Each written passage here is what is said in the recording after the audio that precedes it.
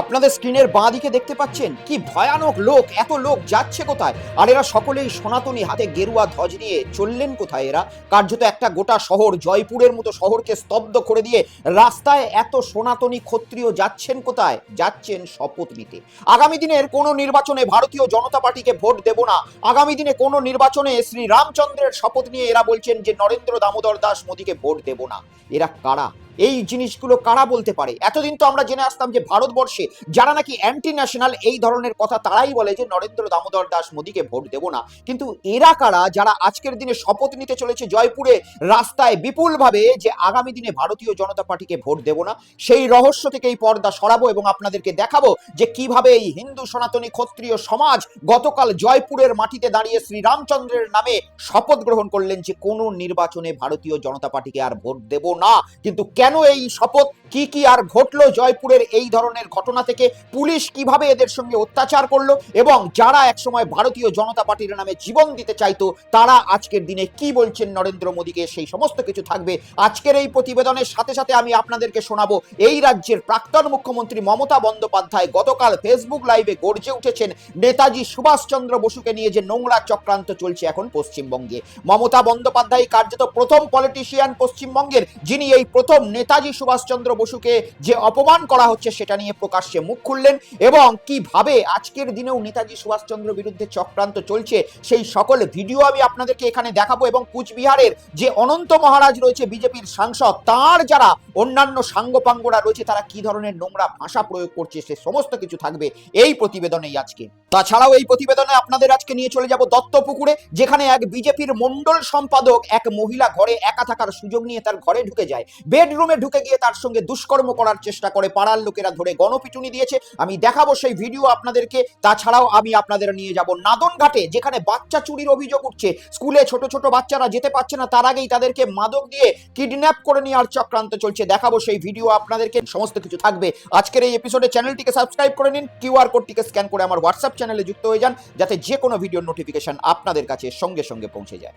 তো চলুন প্রথমেই আপনাদেরকে নিয়ে চলে যাই আজকের দিনে ভারতবর্ষের যেটা সব থেকে ইন্টারেস্টিং খবর সেই খবরের দিকে, অর্থাৎ জয়পুরে, রাজস্থানের জয়পুর বিজেপি শাসিত রাজ্য এবং ডবল ইঞ্জিন সরকার চলছে সেখানে, এবং সেইখানে যে কর্ণী সেনা রয়েছে, যারা রাজপুত রয়েছে, তারা নরেন্দ্র দামোদর দাস মোদী নামে অজ্ঞান হয়ে যেতেন এবং হিন্দুত্বের যে খাতির রয়েছে সেই হিন্দুত্বের খাতিরে এতদিন পর্যন্ত জয় শ্রীরাম স্লোগান দিয়ে শুধুমাত্র ভারতীয় জনতা পার্টিকেই হিন্দুত্ব সমাজ ভোট দিয়ে এসেছিল, যে রাজপুত হিন্দুত্ব সমাজ রাজস্থানে বসবাস করে এসেছেন। আর সেই রাজস্থানী রাজপুতেরা গতকাল এমন একটি ঘটনা ঘটালো যে ঘটনাটা দেখার পরে কার্যত নরেন্দ্র মোদী এই সময় রাতের বেলায় নিশ্চিন্তে ঘুমোতে পারবেন না আমি নিশ্চিত। আজকে ভারতীয় জনতা পার্টির সঙ্গে গোটা ভারতবর্ষ জুড়ে যে সমস্ত ঘটনাগুলো চলছে তাতে নিশ্চিতভাবে বলা যায় ভারতীয় জনতা পার্টির থিঙ্ক ট্যাঙ্ক যথেষ্ট পরিমাণে চিন্তায় রয়েছে, আশঙ্কায় রয়েছে যে আগামী লোকসভা নির্বাচনে তাদের বৈতরণী কিভাবে পার হতে পারে। আর এর মধ্যেই রাজস্থানের এই ধরনের দুশ্চিন্তার ছবি, যেখানে হিন্দুত্ববাদী সমাজ হাতে গেরুয়া ধ্বজ নিয়ে ভারতীয় জনতা পার্টির ইউজিসি যে কানুন রয়েছে, যে নিয়ম রয়েছে, যে বিল রয়েছে, সেই বিলের প্রতিবাদে রাস্তায় নামলেন এবার, এবং তারা এই প্রতিবাদ রাজস্থানের রাস্তায় এমন ভাবে নিয়ে এসেছে যে প্রতিবাদের জন্য গোটা রাজস্থান গতকাল স্তব্ধ হয়ে গিয়েছিল। দেখুন।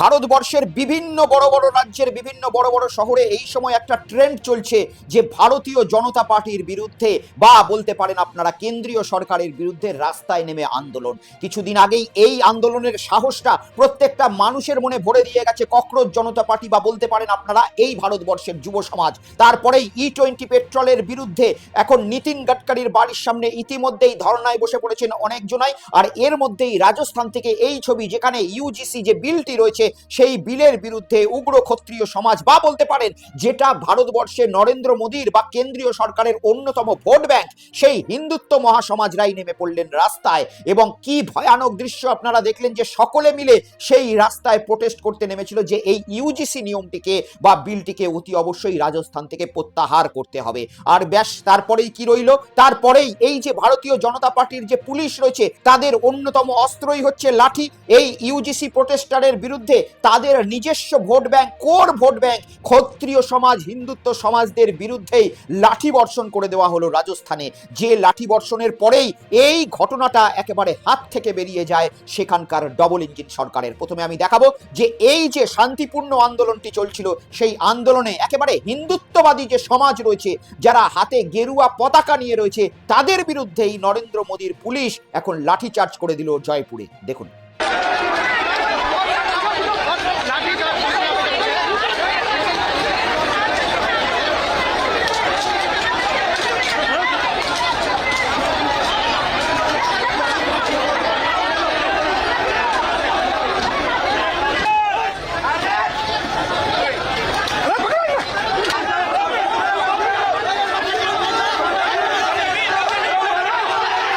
ব্যাস, এবার আর কি, এই যে ঘটনাটি ঘটালো ডবল ইঞ্জিন সরকারের পুলিশ, এরপরেই আগুন কার্যত নিয়ন্ত্রণের বাইরে চলে যায়। হ্যাঁ, সেই হিন্দুত্ব সমাজ, সেই নরেন্দ্র মোদীর ভোট ব্যাংক, সেই বিজেপির ভোট ব্যাংক, সেই কেন্দ্রীয় সরকারের ভোট ব্যাংক, যে ভোট ব্যাংকটি আজ পর্যন্ত জয় শ্রীরাম স্লোগান দিয়ে শুধুমাত্র ভারতীয় জনতা পার্টিকেই ভোট দিয়ে আসছিল, তারা এবারে রাজস্থানের মাটিতে সকলে মিলে একত্রিত হয়ে এমন একটি শপথ নিল, যে শপথটি আমি নিশ্চিতভাবে ভারতীয় জনতা পার্টির থিঙ্ক ট্যাঙ্করা দেখার পরে কার্যত গতকাল রাত্রিরে নিশ্চিন্তে ঘুমোতে পারেনি। আমি দেখাবো আপনাদেরকে সেই দৃশ্য, যে দৃশ্যে আপনারা দেখতে পাবেন শ্রী রামচন্দ্রের নামে শপথ গ্রহণ করে আগামী দিনে এই হিন্দুত্ব সমাজ কোনোদিনও নরেন্দ্র মোদীকে বা ভারতীয় জনতা পার্টিকে ভোট দান করবে না, তেমনটাই তারা শপথ নিলেন। দেখুন। भगवान की, परशुराम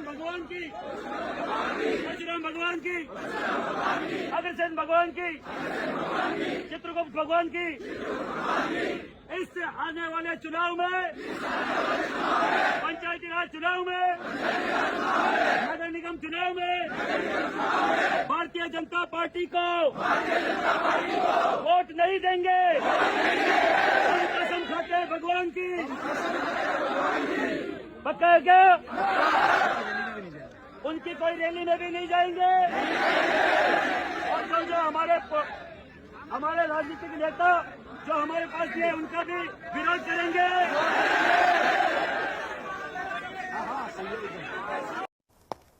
ये तो लेटेस्ट न्यूज़ है। ভাবতে পারছেন, কি ভাবছেন যে এই ভিডিওটা, এই সাউন্ডটা এআই? না না না না, একেবারেই এআই জেনারেটেড নয়। এআই জেনারেটেড হলে আমার চ্যানেলটি ইউটিউব উড়িয়ে দেবে। তাই এত বড় মিথ্যা জিনিস আমি আপনাদেরকে দেখাবো না। বাস্তব চিত্র, যে ভারতীয় জনতা পার্টির যারা কোর ভোটার, সেই ভারতীয় জনতা পার্টির কোর ভোটার যারা হাতে গেরুয়া ধ্বজ নিয়ে শ্রী রামচন্দ্রের নামে জয় শ্রীরাম স্লোগান দিয়ে শপথ গ্রহণ করছেন যে আগামী দিনে যে কোনো নির্বাচনে, সেটা পৌরসভা হোক, পঞ্চায়েত হোক, কিংবা বিধানসভা হোক, লোকসভা হোক, কোনো নির্বাচনে এনারা আর ভারতীয় জনতা পার্টিকে ভোট দান করবে না। কারণটা কি? কারণ এরা আস্তে আস্তে বুঝতে পেরে গিয়েছে যে শ্রী রামচন্দ্রের নামে হিন্দুত্ব সমাজকে সামনে রেখে কিভাবে বিশেষ কিছু মানুষ আজকে নোংরা খেলায় মেতেছে এবং হিন্দুত্ব ধর্মের বদনাম করছে। তাই রাজস্থানের এই সমস্ত হিন্দুত্ব সমাজের চোখ তো খুলে গিয়েছে।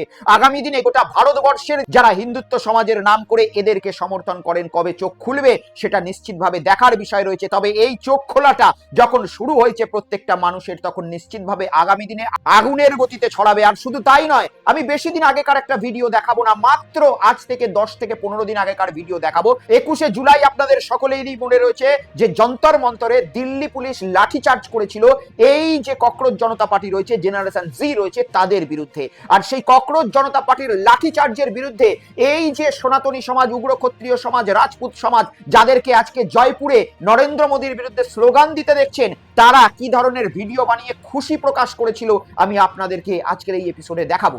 দেখুন। जय श्री राम दोस्तों, आज बहुत ही सुंदर तस्वीरें भारत के 110 करोड़ कट्टर हिंदुओं के लिए जंतर मंतर से आई है और दिल्ली पुलिस की टीम ने टॉस जीत करके बल्लेबाजी को चुना और ताबड़तोड़ बैटिंग करने का काम दिल्ली पुलिस की टीम ने करा है। क्रोच पिछले 20 दिनों से सोनम वांगचुक को चंगुल में जकड़ने का काम कर रहे थे, उनको कॉकरोचों के चंगुल से छुड़ाने का काम दिल्ली पुलिस की टीम ने करा है और बहुत ही जबरदस्त ये नजारे थे, क्योंकि ये होना ही था। आप सब देख रहे थे, कोई वहां पर नारे लगा रहा था कि नाम रहेगा अल्लाह का, फलाना का, ढिमकाना का, और भगवानों का अपमान किया जा रहा था, तो ये कहीं ना कहीं रास नहीं आ रहा था। और जिस प्रकार से आज धावा बोलने का काम हुआ है, मुझे लगता है कि अल्लाह भी नहीं बचा पाए। So sorry. আপনাদের মনে স্মৃতিতে নিশ্চয়ই এখনো পর্যন্ত টাটকা যে কি ধরনের লাঠিচার্জ হয়েছিল দিল্লির যন্তর মন্তরে। বাচ্চা বাচ্চা ছেলে মেয়ে যারা ছাত্রছাত্রী তাদের মাথা ফাটিয়ে দেওয়া হয়েছিল। কোনো মেয়ের গোপন জায়গায় লাঠি পর্যন্ত এই সমস্ত পুলিশরা মেরেছিল, দিল্লি পুলিশরা। এই ধরনের নোংরা চিত্র আমরা বাড়িতে বসে মোবাইলের মাধ্যমে, টিভির মাধ্যমে দেখেছিলাম, নিজের মা বাবার সামনে, নিজের বাচ্চা মেয়ের সামনে, নিজের ভাই বোনের সামনে। নিজেরাই নিজেদের ভারতীয় হওয়ার জন্য লজ্জিত হয়ে যাচ্ছিলাম যে এটা কি ধরনের আজকে দিল্লি পুলিশ জিনিস ঘটাচ্ছে আমাদের ভারতবর্ষে, আমাদের ভারতীয় বাচ্চাদের সঙ্গে। আর এই দৃশ্য দেখার পরে এই যে রাজপুত সমাজের নেতা, উগ্র ক্ষত্রিয় হিন্দুত্ববাদীদের নেতা, যারা জয় শ্রীরাম স্লোগান দিয়ে এই লাঠিচার্জকে উদযাপন করে আপনাদের সামনে ভিডিও প্রকাশ করে খুশি প্রকাশ করেছিলেন, আপনারা দেখলেন। এবারেই এই যে ছেলেটি রয়েছে, মাত্র 15 দিন পরে একটা বাংলায় আমাদের কথা রয়েছে, ঘুটে পড়ে গোবর হাসে। আর ঠিক এই অবস্থাটাই এই যে রাজস্থানের নেতা রয়েছে, যারা একসময় নরেন্দ্র মোদীর নামে জীবন দিয়ে দিতে চাইতেন, তারাই এখন কি ধরনের ভিডিও করে পাঠাচ্ছে, একেবারে ঘুটে পড়ে গোবর হাসের জলজান্ত উদাহরণ আপনাদের সামনে। কারণ দিল্লির যন্তর মন্তরে যেদিন ওই বাচ্চাগুলোর উপরে লাঠি চালানো হচ্ছিল, এই ব্যক্তি সুন্দরভাবে ভিডিও প্রকাশ করে আনন্দ উদযাপন করছিল। আর আজ তাদের সমাজের উপরেই যখন লাঠি বর্ষণ হয়েছে, তিনি জেগে গিয়ে একেবারে স্বয়ং নরেন্দ্র মোদীকে টার্গেট করে ফেলেছেন। দেখুন। प्रधानमंत्री जी, सत्ता का नशा इतना भी नहीं चढ़ना चाहिए, इस बात को ध्यान रखना। यही समाज, यही लोग हैं जिन्होंने आपको प्रधानमंत्री बनाने का काम करा। सस्ते इन्फ्लुएंसर से उठ करके इनकी मांगों को सुनने का काम करिए। और जो आपकी सरकार ने, भारतीय जनता पार्टी समर्थित राजस्थान की सरकार ने ये प्रदर्शनकारियों को, हमारे भाइयों को, निर्दोष छात्रों को, निर्दोष युवाओं को मारने का काम करा है, उनके सर फाड़ने का काम करा है, हमारी बहन बेटियों के ऊपर वाटर कैनन से उनकी छातियों पर बौछारें फेंकने का काम करा है। इस बात को ध्यान रखना। यह स्वर्ण समाज है, ये छतरी है। अभी भी मौका आपके हाथ में है, अभी भी बैटिंग आपकी है। दिल्ली कूच का ऐलान महिपाल सिंह मकराना दादा करे, उससे पहले इस यूजीसी नाम के काले कानून, काले धब्बे, इस कैंसर को वापस ले लो प्रधानमंत्री जी। नहीं, किसी की अम्मा ने नहीं जाना। अगर ये स्वर्ण समाज, ये ब्राह्मण, छत्री, ये राम और परशुराम के वंशज दिल्ली जंतर मंतर पे पहुंच गए तो किसी की अम्मा ने नहीं जाना जो इनको रोक के दिखा सके। फिर तुमने नंगा नाच करने का काम करा, लेकिन अगर ऐसी हरकत करने का काम करोगे तो राजपूत समाज चुप नहीं बैठेगा। কি মিললো তো?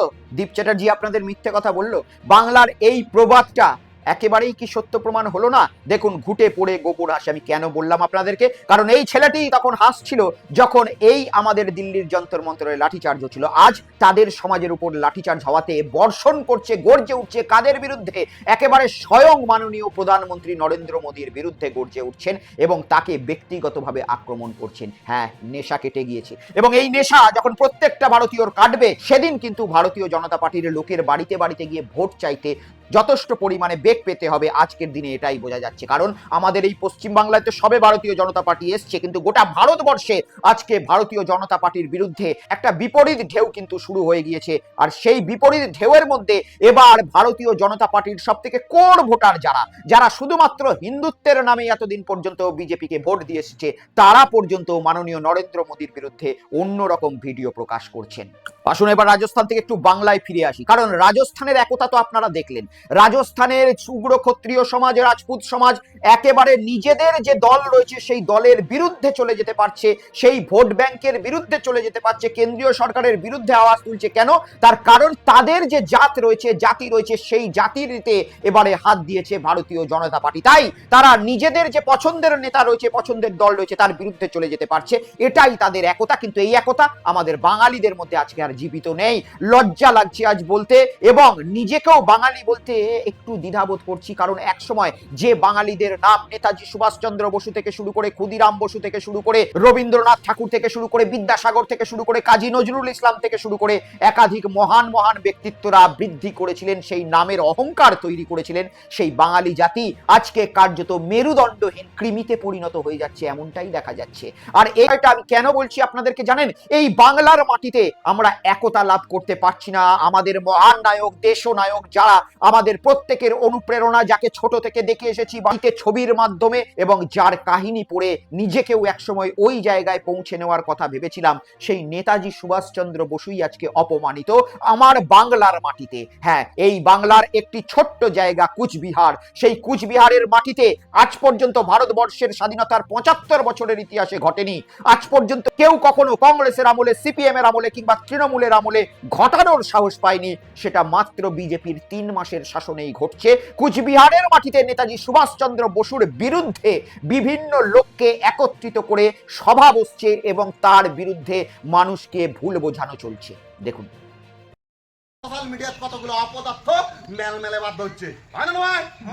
দেশে তোমরা জানে না ইতিহাস, নেতাজি যদি দেশটা স্বাধীন করে থাকে, ভাই 1945 সন থেকে নেতাজি নিখোঁজ, দেশটা স্বাধীন হল 1947 সালত, তাহলে ব্রিটিশ কি নেতাজির ভয় পালে গেছে নাকি রে? নেতাজির ভয় পালাইছে? হ্যাঁ ভাই, তোমরা কাকে ইতিহাস শিখান? ইতিহাস ভালো করে জানি নাও, ভালো করে জানি নাও। এই আজাদিন বাহিনী নেতাজি বানাইছে? হ্যাঁ ভাই, এগুলা ব্রিটিশের সৈন্য, ব্রিটিশের সেই ব্রিটিশের সৈন্যটা, এই ব্রিটিশে ওটা বন্দি মানে জার্মান আর জাপানে ওই বন্দি মানে ধরে গেছিল হিটলার আত্মজয়। হ্যাঁ, সেই সেনাটা নেতাজি দিছে। হ্যাঁ, আর নেতাজি গঠন করছে আজাদিন বাহিনী। বাহিনীটা যে গঠন করলে পড়ে গেল নেতাজি, পড়ে গেল নেতাজি। দেশ যদি স্বাধীন করে থাকে তাহলে ভারতবর্ষের স্বাধীনতার মেডেলটা নেতাজি পাওয়ার দরকার ছিল না ভাই? পাইছে নেতাজি, পাইছে ভারতবর্ষের স্বাধীনতার মেডেল পাইছে। হ্যাঁ, তো অপদার্থগুলো সিকিউরিটি ব্যান রাখছে। হ্যাঁ ভাই, ভারতবর্ষ তো কেন সারা পৃথিবীকে আমার মহারাজা জগদীপেন্দ্র নারায়ণ ভূপ বাহাদুর স্বাধীন করে দিছে। কি জানি না জানি আমরা? কিসের মাধ্যমে স্বাধীন করে দিছে? আটলান্টিক চার্টার অফ অ্যাক্টের মাধ্যমে, তাই না? ভারতবর্ষ তো নেতাজি আর গান্ধীজি আন্দোলন করছে।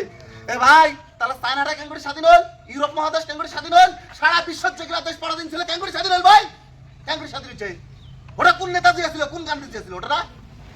হ্যাঁ, ইতিহাস শিখান, আমার ইতিহাস পড়ান।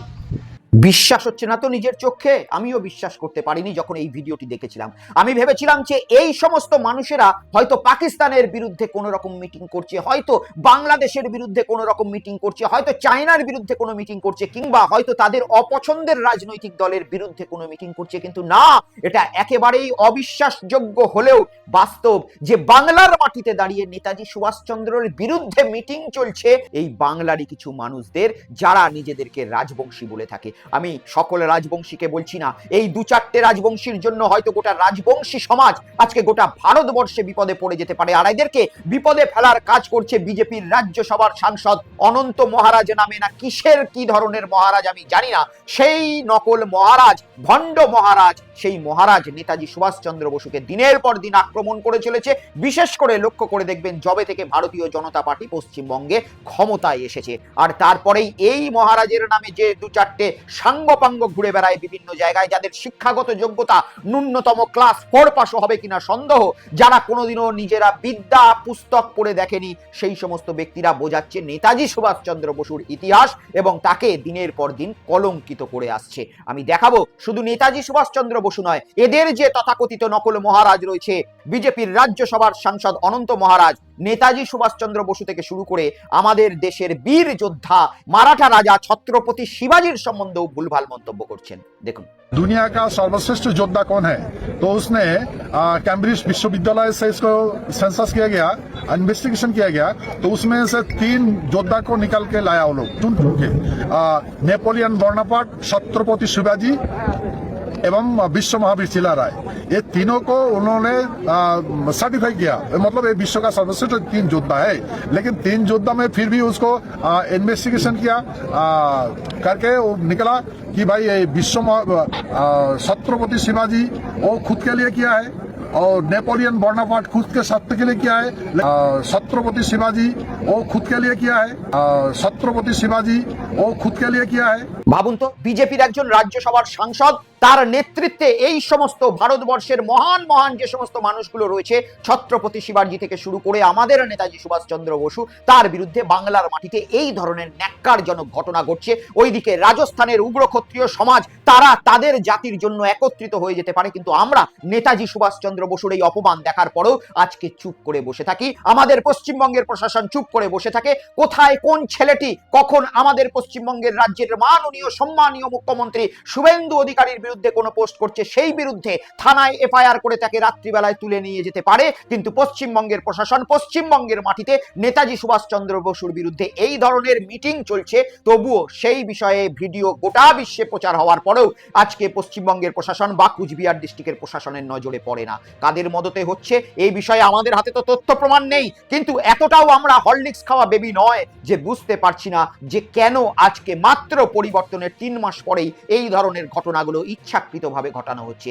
যে ভারতবর্ষে নেতাজির বিরুদ্ধে কেউ আজ পর্যন্ত কথা বলতে পারেননি 75 বছর ধরে, যে পশ্চিমবঙ্গে আজ পর্যন্ত কংগ্রেস, সিপিএম, তৃণমূলের আমলে এই সমস্ত কীটপতঙ্গগুলো মাথা তুলে দাঁড়াতে পারেনি, তারা আজকে 3 মাসের মধ্যেই এত পাওয়ারফুল হয়ে গেল যে এই ধরনের বক্তব্য রাখছে, আর প্রশাসন একেবারে চুপ করে বসে থাকছে। ভারতীয় জনতা পার্টির কোনো অফিসিয়াল কোনো রকম এই বিষয়ে মন্তব্য নেই, এমনকি আমাদের রাজ্যের মাননীয় সম্মানীয় মুখ্যমন্ত্রী শুভেন্দু অধিকারীরও এই বিষয়ে একবারের জন্য কোনো প্রতিবাদ এখনো পর্যন্ত লক্ষ্য করা যায়নি। কিন্তু রাজ্যের প্রাক্তন মুখ্যমন্ত্রী মমতা বন্দ্যোপাধ্যায় সম্ভবত প্রথম এই রাজ্যের পলিটিশিয়ান যিনি ওপেন ফোরামে এসে এই বক্তব্যটির তীব্র প্রতিক্রিয়া জানালেন। দেখুন। আমি মর্মাহত, আমি শোকাহত, আমি দুঃখিত। বিজেপির কয়েকজন যারা রাজনীতির র জানে না, যারা সংস্কৃতির স জানে না, যারা সম্প্রীতির স জানে না, যারা দেশটাকে চেনে না, যারা বাংলাটাকে চেনে না, তারা আজ দেশনায়ক নেতাজি সুভাষচন্দ্র বোসের যে অসম্মান, যে অপমান করছে, তাদের একটু মনে করিয়ে দিই। ইন্ডিয়ান ন্যাশনাল আর্মি তৈরি করেছিলেন নেতাজি সুভাষচন্দ্র বোস, প্ল্যানিং কমিশন তৈরি করেছিলেন নেতাজি সুভাষচন্দ্র বোস, আন্দামান নিকোবরে শহীদ দ্বীপ, স্বরাজ দ্বীপ, স্বাধীন দ্বীপ ঘোষণা করেছিলেন ভারতবর্ষের স্বাধীনতা আন্দোলনের সময়, স্বাধীনতার আগে নেতাজি সুভাষচন্দ্র বোস। তার জয় হিন্দ স্লোগান আজও সবার মুখে মুখে বাজে। আজকে কি হয়ে গেল যে বাংলা থেকে নেতাজি সুভাষচন্দ্র বাদ, দেশ থেকে বাদ, বিশ্বকবি রবীন্দ্রনাথ ঠাকুর বাদ, কোন অজানা অশনি সংকেত ব্যঙ্গ করে বিজেপির নেতারা বলছেন। কেউ তাকে নানা রকম ভাবে সাম্প্রদায়িক আখ্যা দিচ্ছেন, কেউ বা নানা ভাষার তকমা দিচ্ছেন। আমি সেই ভাষাগুলো বলে নিজেকে লজ্জিত করতে চাই না, আমরা লজ্জিত তাদের এই ভাষা শুনে। তারা মাথার উপরে নানা রকম কলঙ্কের ভূষণ চাপিয়ে দেওয়া হচ্ছে। কেউ কেউ তো তাকে আবার দেশদ্রোহীও বলে দিচ্ছেন, কেউ কেউ তো তাকে আবার নিয়ে নোংরা রাজনৈতিক খেলা খেলছেন। আমরা পরিষ্কার বলছি, এই অসম্মান, এ অপমান আমাদের একার নয়, সারা দেশের, সারা বিশ্বের। এবং আমি মনে করি এখনো যাদের বিবেক আছে, আবেগ আছে, যারা ক্ষমতার চেয়ারের কাছে মাথা নত করে না, যারা দেশনেতাদের সম্মান জানায়, বিশেষ করে আমার ইয়াং জেনারেশন, ছাত্র, যুব, মা, বোন, সংস্কৃতি প্রেমী সকলকে বলবো একটু তাকান। বাংলা কি বাংলা থেকে হারিয়ে যাবে? না যারা দেশের জন্য লড়াই করেছেন, প্রাণ দিয়েছেন, আজ পর্যন্ত কেউ জানে না নেতাজি সুভাষচন্দ্র বোসের জন্মদিনটা আমরা জানি, মৃত্যুদিনটা জানি না। ক্ষমতায় আসার আগে বিজেপি সরকার অনেক কথা বলেছিল, ফাইল খুলবেন, উদ্ধার করবেন, সে তো কোথায় গেল সে ভাই? কোন আলমারিতে গচ্ছিত রেখেছেন আমরা জানি না। শুনলেন আপনারা রাজ্যের প্রাক্তন মুখ্যমন্ত্রীর বক্তব্য, আপনাদের সামনে শোনালাম, এবং গতকাল ফেসবুক লাইভে এসে তিনি এইভাবেই প্রতিক্রিয়া দিয়েছেন। আরে আমরা তো আশা করি যে রাজ্যের বর্তমান মুখ্যমন্ত্রী তিনিও ফেসবুক লাইভে এসে এই ধরনের বক্তব্য রেখে আমাদের নেতাজি সুভাষচন্দ্র বসুর গৌরব ফিরিয়ে আনবেন, কিন্তু তিনি কেন চুপ রয়েছেন? কেন রাজ্যের বিজেপির যিনি রাজ্য সভাপতি রয়েছে তিনি চুপ রয়েছেন? কেন কেন্দ্রীয় নেতৃত্ব তারা চুপ রয়েছে? আজকে নেতাজি সুভাষচন্দ্র বসুকে অপমান কে করছে? বিজেপির একজন রাজ্যসভার সাংসদ, আর তারপরেও তার বিরুদ্ধে শোকজ হয় না, তাকে কোনো রকম নোটিশ পাঠানো হয় না, তাকে সাসপেন্ড পর্যন্ত করা হয় না। আর এটা দেখে ভারতবর্ষে কি ভারতীয় জনতা পার্টির সত্যি করেই মুখ উজ্জ্বল হচ্ছে? একবার যারা ভারতীয় জনতা পার্টির কার্যকর্তা রয়েছেন তারা বিবেচনা করে বলুন তো। হ্যাঁ, আমি কথা নিশ্চিতভাবে বলতে পারি যে ভারতীয় জনতা পার্টির বহু কার্যকর্তা, এমনকি বেশ কিছু মিডিয়া চ্যানেল যারা ভারতীয় জনতা পার্টির হয়ে খবর করে থাকে, তাদের অ্যাঙ্কাররাও এই ঘটনার বিরুদ্ধে পোস্ট করছেন, এবং ভারতীয় জনতা পার্টির বিশেষ কিছু যারা এমএলএ রয়েছেন তারাও এই ঘটনাটার প্রতিবাদ করে বারবার ভিডিও প্রকাশ করছেন, কিন্তু তারা ব্যক্তিগতভাবে করছেন। ভারতীয় জনতা পার্টির নির্দিষ্ট অফিসিয়ালি এখনো পর্যন্ত কোনো প্রতিবাদ বা আমাদের রাজ্যের মাননীয় মুখ্যমন্ত্রীর কোনো রকমের ভার্সন পাওয়া যায়নি যেখানে এই ধরনের মিটিং পশ্চিমবঙ্গের মাটিতে করা যাবে না, প্রশাসনকে কঠোর ব্যবস্থা নিতে বলার উদ্যোগ তিনি এখনো পর্যন্ত দেখিয়েছেন। হয়তো তিনি ব্যস্ত রয়েছেন এনসিপিআই দল থেকে শুরু করে এই রাজ্যের বিরোধী দলনেতা ঋতব্রত বন্দ্যোপাধ্যায়দের সঙ্গে বারবার তাকে মিটিংয়ে কখনো দিল্লিতে কখনো পশ্চিমবঙ্গের মাটিতে বসতে হচ্ছে, তাই সম্ভবত তিনি এই বিষয়গুলো এখনো পর্যন্ত দেখার সময় পাননি। কিন্তু আশা করব যে আমাদের রাজ্যের বর্তমান মাননীয় সম্মানীয় মুখ্যমন্ত্রী শুভেন্দু অধিকারী মহাশয় তিনি অন্তত নেতাজি সুভাষচন্দ্র বসুর এই যে গৌরব, এই গৌরবটাকে এইভাবে কালিমালিপ্ত হতে দেবেন না। আজকে নেতাজি সুভাষচন্দ্র বসুর থেকে কোনো পলিটিক্যাল পার্টি বড় হতে পারে না, কোনো বাংলার মানুষ বড় হতে পারে না, কিংবা এই বাংলার কোনো ধরনের রাজনীতিবিদও বড় হতে পারে না। আমাদের বাঙালির কাছে নেতাজি সুভাষচন্দ্র বসুই সব থেকে বড়, এটা কিন্তু ভুলে গেলে চলবে না। তাই অবশ্যই প্রশাসনের কাছে এতটুকু অনুরোধ রাখবো যে এটা আমাদের জীবদ্দশায় কেন দেখতে হচ্ছে পশ্চিমবঙ্গবাসীকে যে নেতাজি সুভাষচন্দ্র বসুকে দিনের পর দিন অপমানিত হতে হচ্ছে।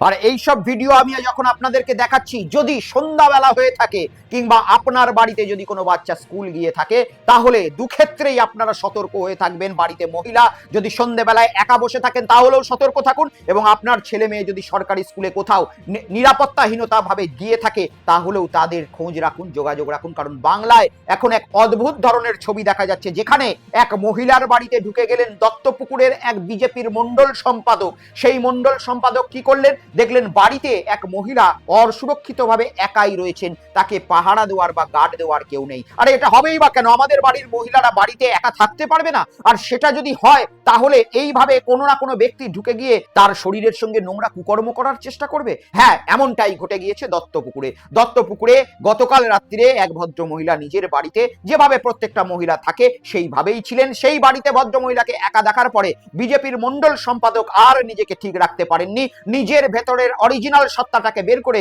ঝাঁপিয়ে পড়েন সেই মহিলাটির ওপরে এবং তার চূড়ান্ত শ্লীলতাহানি করে তার সঙ্গে জোর জবরদস্তি কুকর্ম করার চেষ্টা করেন। এই ঘটনায় আওয়াজ করেন মহিলা, চিৎকার চেঁচামেচি করেন, স্থানীয় প্রতিবেশীরা একেবারে হাতে নাতে পাকড়াও করে বিজেপির ওই যে মন্ডল সম্পাদক রয়েছে তাকে, এবং তারপরেই শুরু হয়ে যায় এলাকাবাসীর ট্রিটমেন্ট, এবং সেই ব্যক্তিকে খুব ভালো মতো ট্রিটমেন্ট করার পরে এলাকাবাসী তুলে দিয়েছে স্থানীয় পুলিশ প্রশাসনের হাতে। আমি দেখাবো সেই ভিডিও ফুটেজ, কিন্তু এই ভিডিও ফুটেজের মধ্যে যথেষ্ট পরিমাণে গালিগালাজ রয়েছে এবং হাতাফাইও রয়েছে, মারপিটেরও ছবি রয়েছে। তাই একটু ভিডিওটা এদিক ওদিক করে দেখাচ্ছি, কারণ এটা ইউটিউবের কমিউনিটি গাইডলাইন ভঙ্গও করতে পারে।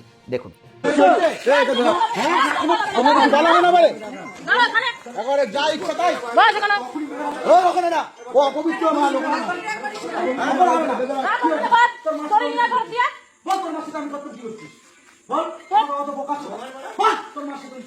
ফোনটা দে তো।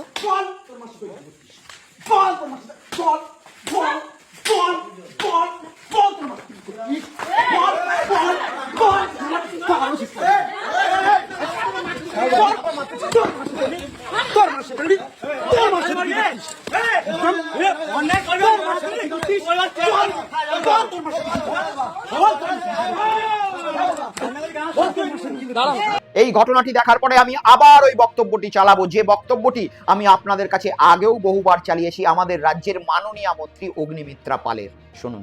আমার পশ্চিমবঙ্গের মা বোনেরা তারা যখন খুশি বেরোবেন, যা পোশাক পরতে ইচ্ছে করে সেই পোশাক পরবেন, আর যখন যা খেতে ইচ্ছে করে সেই খাবার খাবেন।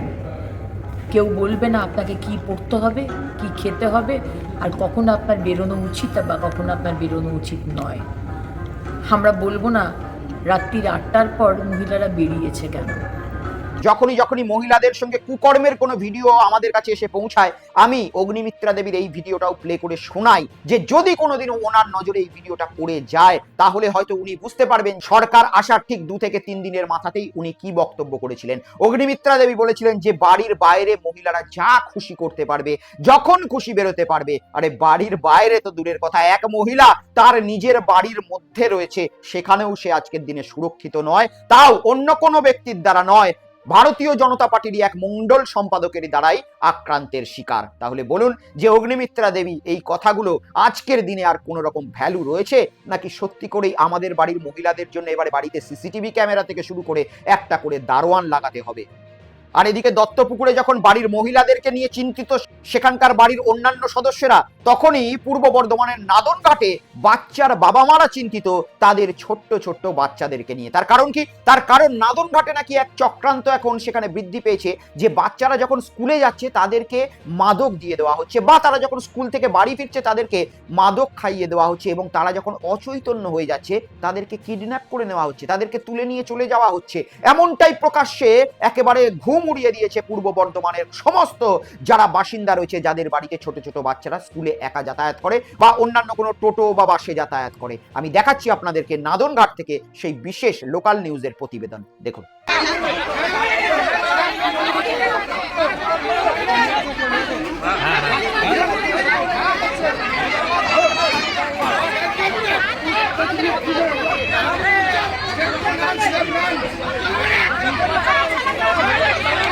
বাচ্চাটাকে এখন তো ভেতরে ওর কি মেডিসিন দিয়েছে আমরা তো কিছু বুঝতে পারছি না। বাচ্চাটাকে নিয়ে যাওয়া হচ্ছে, কেরমি নিয়ে দিয়ে যাচ্ছে। আমরা চাচ্ছি যে সরকারিভাবে যে কোনো ট্রিটমেন্ট হোক। এখন কোথায় নিয়ে যাবেন ওকে? এখন বর্তমানে একে যে কোনো হসপিটালে নিয়ে যেতে হবে, কালনা মহকুমা হসপিটালে।